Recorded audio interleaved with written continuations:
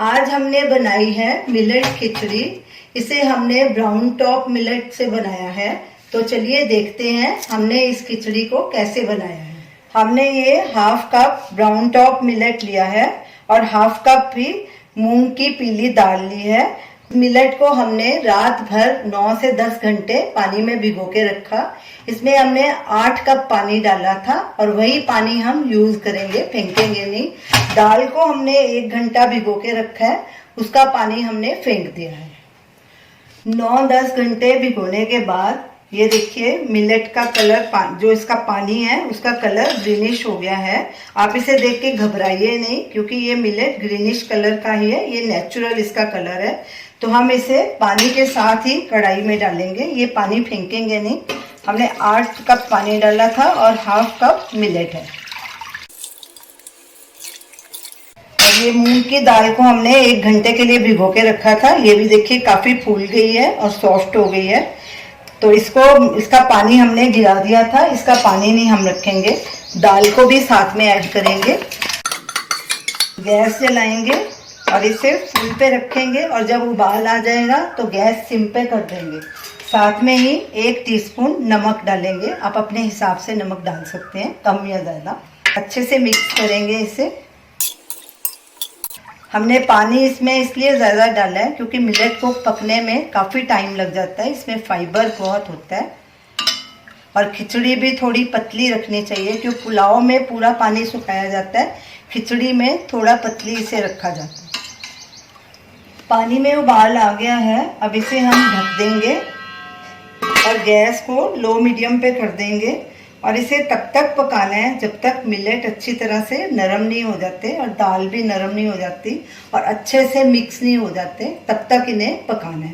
बीच बीच में चेक करते रहेंगे। 10 मिनट के बाद हम आपको दिखाएंगे।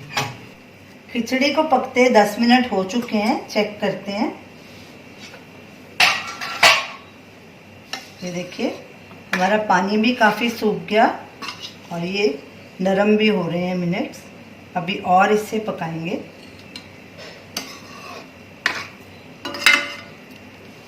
इसे फिर से ढक के रख देंगे और बीच बीच में चेक करते रहेंगे। गैस को हम लो पे कर देते हैं। खिचड़ी को पकते 20 मिनट हो चुके हैं, इसे फिर से चेक करते हैं। ये देखिए इसका पानी काफ़ी सूख गया, चेक करते हैं। इसमें ये हल्की सी अभी थोड़ी कनी है, इसे 10 मिनट और पकाएंगे।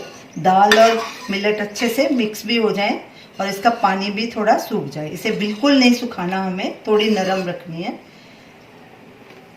फिर से ढक देते हैं और 10 मिनट और पकाएंगे। खिचड़ी को पकते 30 मिनट हो चुके हैं, चेक करते हैं। ये देखिए मिलेट और दाल तो हमारे बिल्कुल नरम हो चुके हैं, पर अभी इसमें थोड़ा सा पानी है।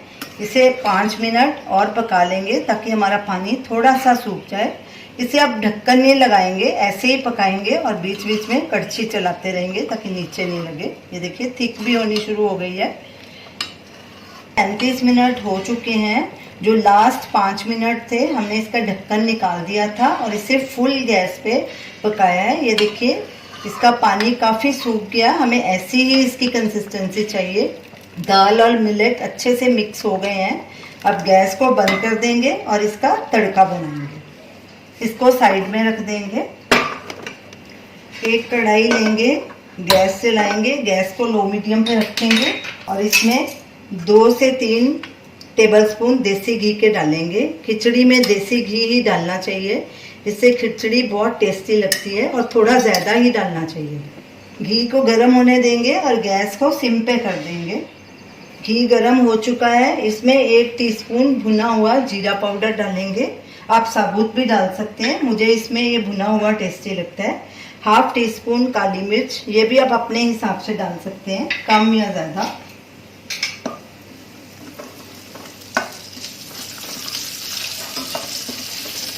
अब गैस को बंद कर देंगे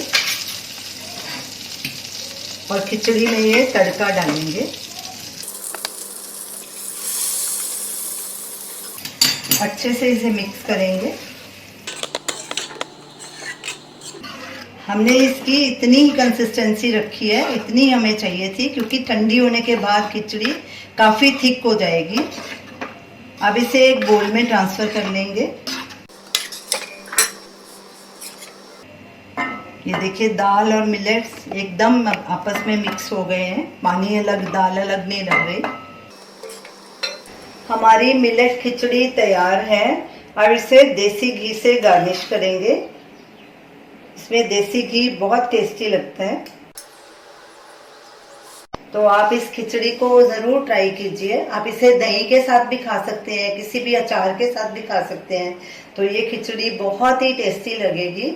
और हमें अपना फीडबैक दीजिए कि आपको ये हमारी रेसिपी कैसी लगी। हमारे वीडियो को लाइक कीजिए, शेयर कीजिए, हमारे चैनल को सब्सक्राइब कीजिए। Thanks for watching.